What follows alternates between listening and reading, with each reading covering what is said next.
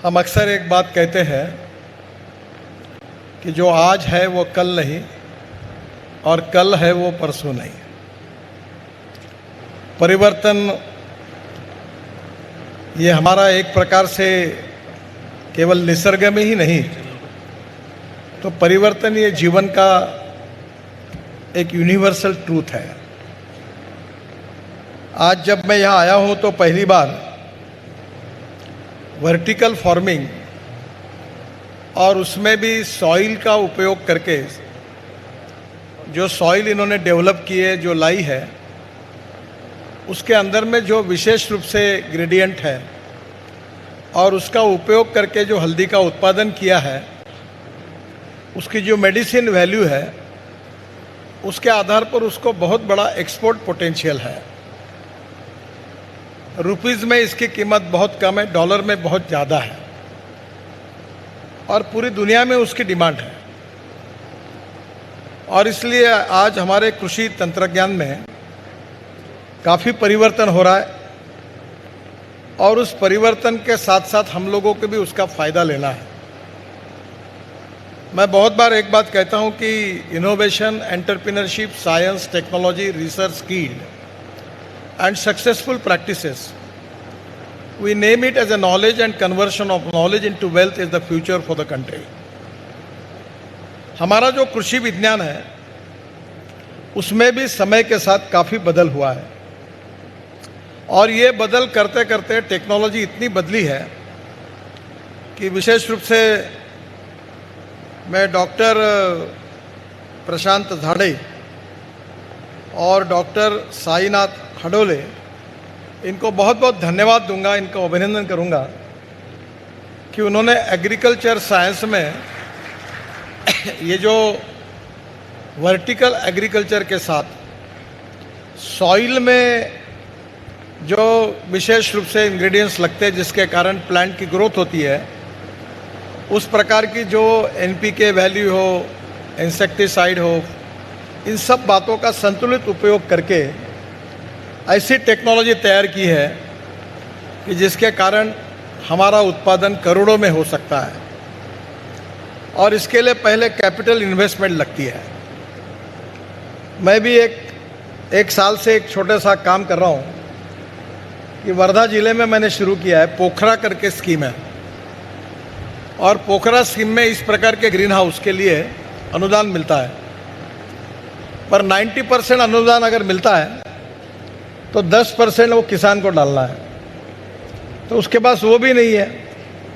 अगर 1 करोड़ का इन्वेस्टमेंट करना है तो 10 लाख रुपए का, उसके पास 10,000 भी नहीं है। तो मैंने हमारे यहाँ, मैं जब मुंबई पुणे एक्सप्रेस हाईवे बना रहा था तो वहाँ टाटा का गुलाब के फूलों का एक बहुत बड़ा फार्म था।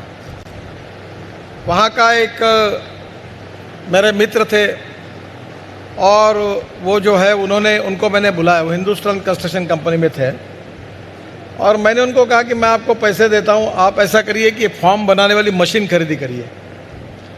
तो हमारे महात्मा कृषि कारखाने में हमने खरीद ली है और अब हमारे पास मशीन्स पूरी आ गई है और हम उसको ये पूरे फॉर्म इसको हम बना सकते हैं। तो उसका जो प्रॉफिट था वो हमने किसानों को दिया और अब 100 फार्म की बैंकेबल केसेस हुई है, दिवेश साहब और वो देख रहे हैं, और उसमें मैंने उनको कहा कि चाइनीज़ वेजिटेबल आप ग्रोथ करो। नागपुर में बड़े प्रमाण पर अब चाइनीज़ रेस्टोरेंट में वेजिटेबल लगते हैं और उससे भी अच्छा इन्होंने अच्छा रिसर्च किया है कि ये जो वर्टिकल फार्मिंग है इसमें हल्दी में किसमें ज़्यादा वैल्यू एडिशन होगा, किसकी एक्सपोर्ट वैल्यू है और किस प्रोसेसिंग से किसका फ़ायदा कितना हो सकता है, उसका इन्होंने अच्छा अध्ययन किया है। डॉक्टर हडोले और प्रशांत झाड़े, इन्होंने इस कंसेप्ट को लाया और आज बड़े प्रमाण पर उसकी सक्सेस स्टोरी बनाई। आजकल कभी कभी डर होता है कि हम लोग जाकर किसी को अच्छा बोल देते हैं, वो कैपिटल मार्केट से पैसा उठाता है और फिर कहीं गड़बड़ हो जाती है तो लोग हमको गालियाँ देते हैं, इसलिए हम डर जाते हैं। बहुत बार मैं बायोफ्यूल पे बात करता हूँ, कोई बायोफ्यूल के पंप शुरू करता है, मेरा फोटो चिपका देता है और पैसे एक लेकर अगर नहीं हुआ तो मुझे फ़ोन करने लगते हैं कि ये आए थे, क्या हुआ। तो मैं थोड़ा ये जब प्रोजेक्ट शुरू हुआ तो थोड़ा कॉशियस था, तो मेरे साले ने भी इनके इसमें भाग लिया, उसका भी प्रोजेक्ट सक्सेसफुल हुआ और मैं अपने यहाँ भी ये करना चाहता हूँ। और इसलिए मेरी पत्नी वो खेती देखती है, तो आज वो आने वाली थी पर आ नहीं पाई, पर वो बाद में देखने के लिए आएगी। तो हम लोग ये कोशिश कर रहे कि हमारी एग्रीकल्चर प्रोडक्टिविटी कैसे बढ़ाए। The basic spirit and success story behind agriculture is how we are going to reduce the production cost. जो प्रोडक्शन करने के लिए जो एक्सपेंडिचर है वो कम कैसे करना, और जो उत्पादन है उसको बढ़ाना कैसे, और उत्पादन को बढ़ाकर उसमें वैल्यू एडिशन कैसे करना।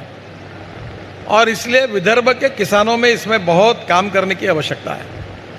ऐसे नए नए इनिशिएटिव में हम जब भाग लेंगे तो ये सक्सेस स्टोरी होगी। कभी कभी मुझे लगता है कि हमारे पास बहुत ही संपदा है, पर हम उसका उपयोग 2-4% भी नहीं कर पाते। कल मैं रायबरेली, अमेठी और प्रतापगढ़ 3 जिलों में था, तो मैं प्लेन से उतरने के बाद हेलीकॉप्टर से घूम रहा था, तो मेरे साथ उत्तर प्रदेश के डेप्यूटी चीफ मिनिस्टर थे। तो हमारे यहाँ जिसको बंजर जमीन कहते हैं, पड़ित, तो पड़ित जमीन दिखती नहीं थी, सब जगह पानी ही पानी था।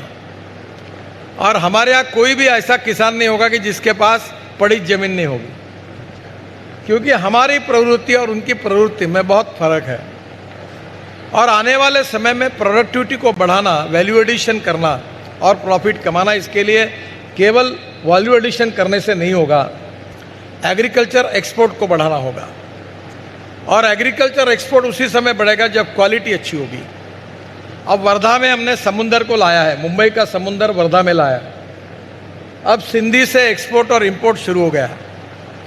और इस साल मैं खुद उसमें ध्यान दे रहा हूँ। बांग्लादेश के गृह मंत्री मुझे मिलकर गए कि विदर्भ का कॉटन, विदर्भ का कपड़ा, विदर्भ का सूत, विदर्भ के ऑरेंजेस और शुगर भी, और इसके साथ साथ हम वहाँ कैसे एक्सपोर्ट करें, बांग्लादेश में, दुबई में, उसके बाद में रशिया में, साइबेरिया में। और मैं काफ़ी मुझे खुशी है, इतना पोटेंशियल है।